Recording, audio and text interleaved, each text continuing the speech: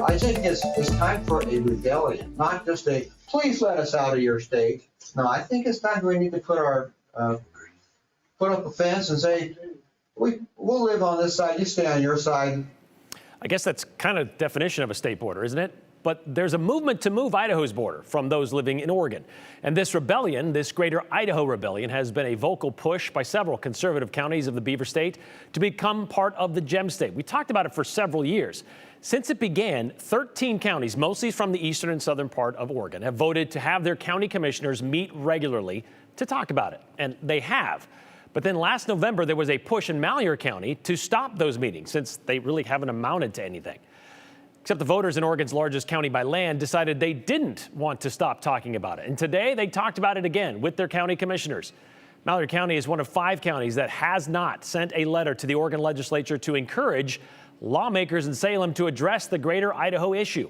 And supporters want their 3-panel board to do at least that, because so far, while Idaho has introduced legislation twice to discuss the possibility of moving Idaho's border westward, both in 2022 and 2023, nothing has been considered or even mentioned in Salem.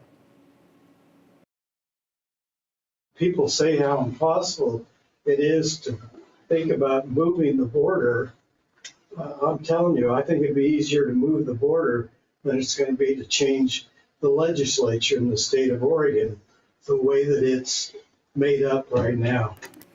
So they spent about an hour hearing about how rules decided on in Salem, in the capital, don't apply to those living in rural eastern Oregon, including the recently reenacted Climate Protection Program. That's the one that wants to reduce carbon emissions from diesel, gasoline, and natural gas by 90% by the year 2050.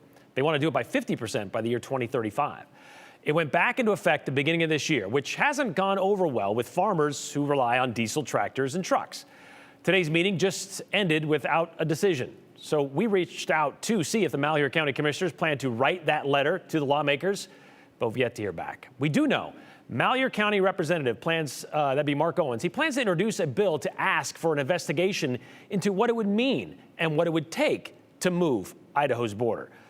We do know it would take both state legislatures to agree to it, and then Congress has to consent, which has only happened a handful of times, although not significantly since 1959 when Alaska and Hawaii joined the Union.